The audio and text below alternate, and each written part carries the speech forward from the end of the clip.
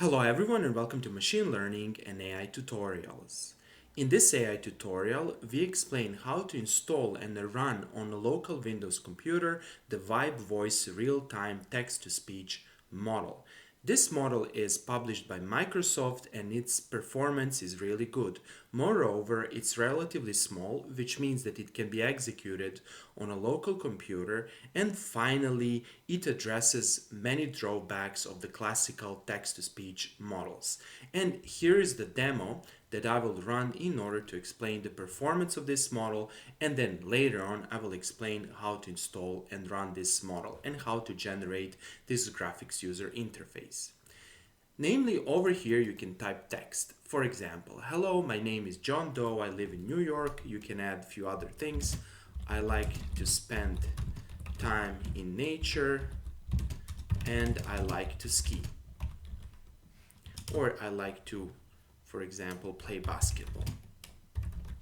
Let's write something. Okay, now over here you can select the speaker. I've selected the Davis Man, which is a model, or better to say speaking model. Over here you can adjust some parameters and you can click on start. Hello, my name is John Doe. I live in New York. I like to spend time in nature and I like to play basketball. And you see how nicely the model generates the speech. You can also select some other speaker. Hello, my name is John Doe. I live in New York. I like to spend time in nature and I like to play basketball. Or you can select people with different accents. Hello, my name is John Doe. I live in New York. I like to spend time in nature and I like to play basketball. You see, its performance is really good. Of course, you can also run this model from the command prompt and the audio file can be generated. Okay, let's start with installation. First of all, search for VibeVoice GitHub, then click on this official web page or simply enter this address, scroll down, find VibeVoice Realtime, open in the new window and scroll all the way down to find installation instructions. Here you have two options. The first option is to run this model inside of the Docker container. However, in order to follow that approach, you need to install Docker. I prefer the second approach that I will explain in this video tutorial. This approach is to download the repository, then install all the libraries, and then run the model. However, you cannot simply clone and install these requirements. You also need to install some other things. So let's start. First of all, you need Git. Go to the official Git web page and click here to download Git for Windows. So you can click here, the file will be downloaded and install Git. After you do that, open a command prompt and make sure that you can execute Git from your command prompt. That is, if you see something like this, this means that Git is installed. Next, in the same command prompt, try to type this. First of all, I will do this and try to type nvcc --version. This command will list the current NVIDIA CUDA compiler installed on your system. If you don't have the NVIDIA CUDA compiler, then you need to install the NVIDIA CUDA Toolkit. To install NVIDIA CUDA Toolkit, simply search for NVIDIA CUDA Toolkit, click over here, click on download now, select, you can simply skip this step, select your operating system, and over here it's 11, and you can either select this option or this option, and this will install NVIDIA CUDA Toolkit. After that, go over here and type this command and you should see NVIDIA CUDA compiler. This is necessary for running PyTorch with the CUDA support such that you can use your NVIDIA GPU. Okay, next, we need to create a workspace folder.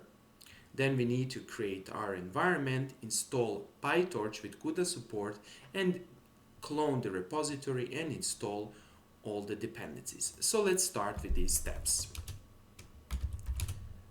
Here also, before we start, make sure that the Python is installed on your system. You can simply type Python, and if you see something like this, this means that Python is installed. Let's create a workspace folder. To do that, in the terminal you can simply type something like this, test voice. Then let's navigate to this folder, and inside of this folder we need to create a Python virtual environment. We can create the Python virtual environment by simply running this command, then wait for a while, and after that we can activate the Python virtual environment like this. Good. Now we are inside of the Python virtual environment. The next step is to clone the repository. To clone the repository, go to this GitHub page and simply run this command. Oops, I need to copy this. And this will download the remote repository. However, this will not download the model. The model will be downloaded the first time we run the test script. Good. Next, let's navigate to the new folder, and over here let's start with installation of dependencies. First of all, let's install PyTorch with CUDA support. Simply search for PyTorch, install locally, click on Get Started, and over here click on Stable, Windows pip, Python CUDA, this version, and copy this command. This will install PyTorch with the CUDA support. It's going to take a while to install PyTorch, maybe even several minutes, depending on how fast is your internet connection, and consequently be patient. After installing PyTorch, you can install other required libraries by simply executing this command. And be patient. It's going to take a while to build all the dependencies. While these dependencies are being installed, we need to discuss two approaches for running this model. The first approach is to run this demo script, and this demo script will run the model inside of the graphics user interface.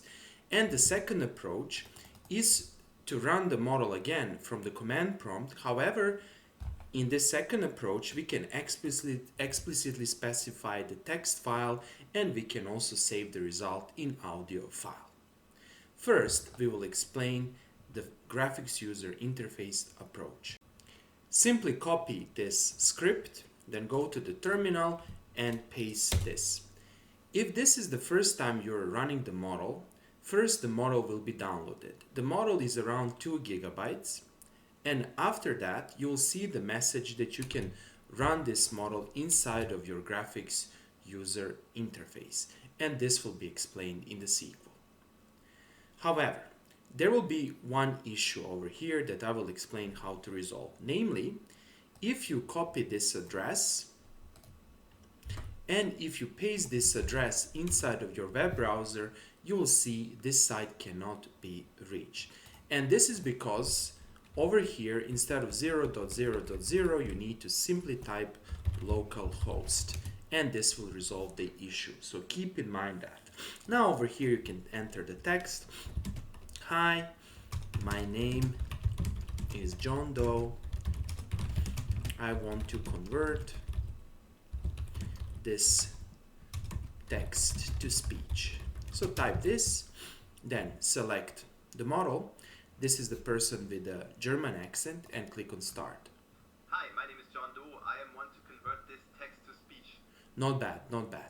Okay, so this was the first approach for running this model, and let's explain the second approach. Close this window, go back here, press Ctrl C to exit, then let me show you the second approach. Here in the second approach, you can actually execute this command. So let's explain what this command is actually doing.